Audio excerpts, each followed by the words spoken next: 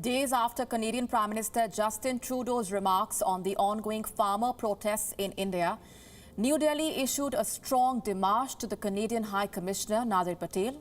What warning did India send out to Canada? And what explains Canada's activism over the ongoing farmer protests in India? In the next 4 minutes, we try and better understand what's going on. I'll start with the warning.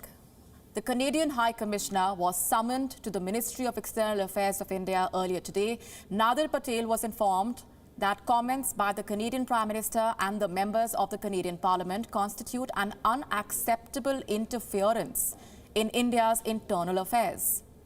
India reiterated that such actions, if continued, would have a seriously damaging impact on ties between the two sides.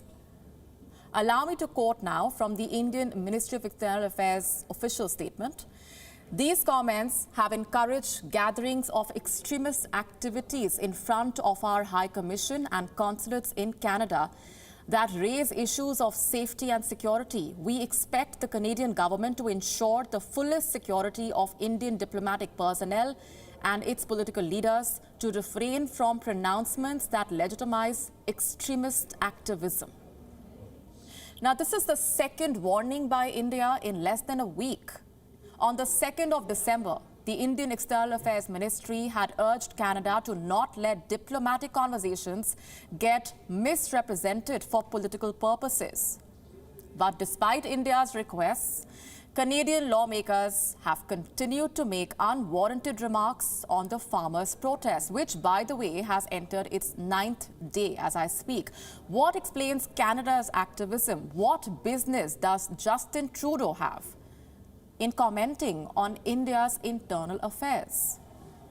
Well, it all seems to be a part of Trudeau's political strategy to appease the Sikh vote bank in Canada.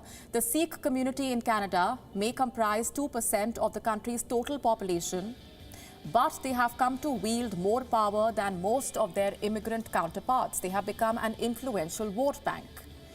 In the 2019 Canadian federal election, as many as 18 Sikhs were voted to the country's parliament.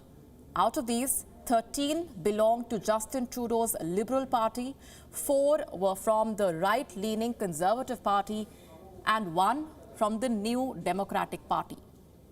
The Sikh community also has a voice at the highest levels of power. Justin Trudeau's own cabinet has 3 Sikh members of parliament.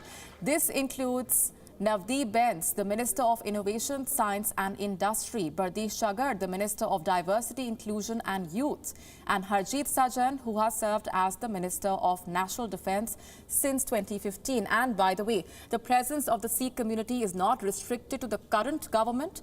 The New Democratic Party, which bagged 24 seats in the last election, is led by a Sikh, Jagmeet Singh. Indians may not think much of Jagmeet Singh, but in Canadian politics, he has become a force to reckon with. He is the first Sikh to be elected as leader of a major political party in Canada.